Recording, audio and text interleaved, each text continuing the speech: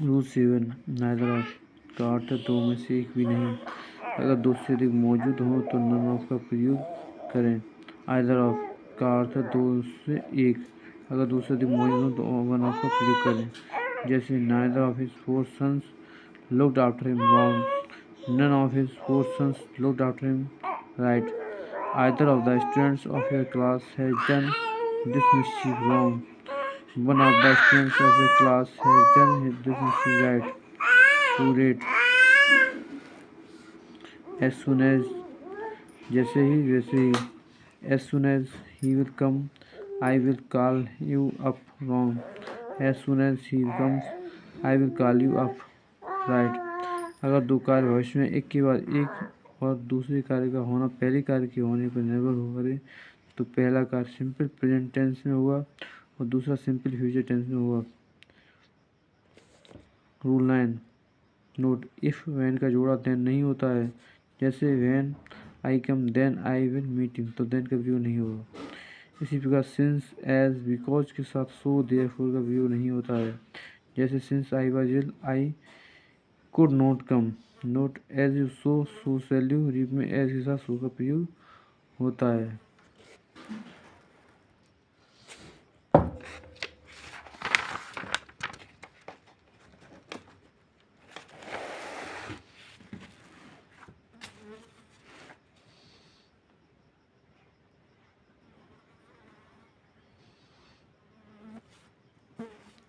Rule 10 no sooner than hardly when scarcely when. Note first इन तीनों को relatives में जोड़ा सही होना चाहिए। जैसे no sooner did he see me when he ran away. When हटाकर देन का प्रयोग करें। No sooner had the thief scene the police then he ran away. Change then to that. Second इन तीनों को रिलेटिव्स का प्रयोग केवल पास्ट टेंस में करें। थर्ड अगर वाक्य की शुरुआत हार्डली स्केसली एटसेट्रा से हो तो उसके बाद वाक्य का फॉर्मेशन इंटेरोगेटिव के तरीके से हुआ, यानी helping verb plus subject plus main verb, यानी कि had plus subject plus B3 और did plus subject plus B1। लेकिन इससे वाक्य पर नहीं बन पा जाता है। Hardly I saw him when I stop my car, wrong. Hardly did I see him when I stop my car, right.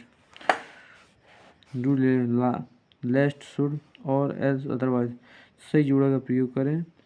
Run fast lest you will miss the train, wrong. Run fast lest you should miss the train, right. Rule 12 unless until until. Number first until तथा unless का फर्क यह है कि until समय सूचक है तथा अनलेस शर्त सूचक है। जैसे until the light turns red no one will stop. Unless you work hard you won't succeed. Number 2 हम टिल से वाक्य की शुरुआत नहीं करते। जैसे till the train gets the signal it will not proceed, wrong. Till को अनटिल में परिवर्तित करें।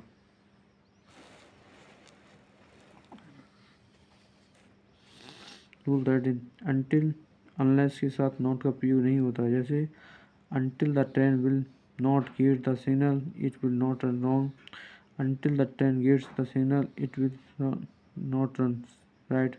अनटिल अनलेस के साथ विल वुड शेल का भी प्रयोग नहीं होता। जैसे unless the government will not take action corruption will not stop, wrong. Unless the government takes action corruption will not stop, right. Note कई बार शब्दों पर जोर देने के लिए दो कंजक्शंस प्रीपोजिशन प्रोनाउंस या एडजेक्टिव्स का प्रयोग एक साथ किया जाता है। हालांकि दोनों का अर्थ लगभग एक ही होता है। जैसे number first unless until you work hard you won't succeed. Number 2 the selling price of every commodity was over and above the MRP. Number 3 the first and foremost duty of every citizen is to respect his country. Number 4 each and every student must take the exam.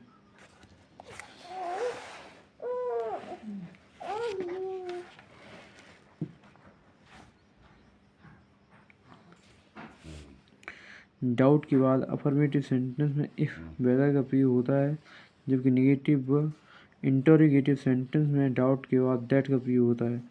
Doubtful के बाद भी affirmative sentence में if weather का प्रयोग होता है, जबकि negative व इंटरव्यू सेंटेंस में डाउटफुल के बाद दैट का प्रयोग होता है। जैसे affirmative sentence doubt if whether, doubtful if whether. Negative interrogative doubt that, doubtful that. जैसे first, he doubts that she will help him, wrong, he doubts if whether she will help him, affirmative sentence. Second, I have no doubt if whether he will cheat me, wrong, I have no doubt that he will cheat me, negative. Third, I am doubtful that my parents will allow me to go to the party, wrong, I am doubtful if whether my parents will allow me to go to the party, affirmative sentence. Fourth, he is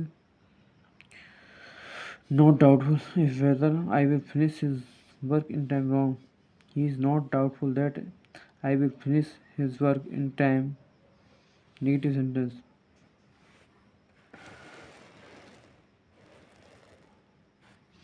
number 15, the same के बाद relative pronouns that या as का प्रयोग होता है। The same के बाद that का प्रयोग होता है जब इसके बाद वर्ब स्पष्ट हो। जैसे first, this is the same book that I wanted, wanted क्या है, वर्ब है। Second, he is the same boy that met me in the market, met क्या है, वर्ब है। किंतु द सेम के बाद एज का प्रयोग तब होता है जब स्पष्ट नहीं हो। जैसे first, this is the same book as mine, as के साथ वर्ब का प्रयोग स्पष्ट रूप से नहीं है। द टाइम के बाद हु, विच आदि का प्रयोग न करें। रूल 16, फर्स्ट, एज एवं सु एज का प्रयोग तुलना करने के लिए किया जाता है। एज का प्रयोग पॉजिटिव एवं नेगेटिव वाक्यों में होता है और सु एज का प्रयोग सिर्फ नेगेटिव वाक्यों में होता है। जैसे first, he is as intelligent as you, positive वाक्य। Second, he is not as intelligent as you, negative वाक्य। Third, he is not so intelligent as you, negative वाक्य। सेकंड, एज सो एज के साथ एडवर्ब एवं adjective के साथ positive degree का प्रयोग होता है। जैसे first, he ran as faster as he could, faster को फास्टर में परिवर्तित करें।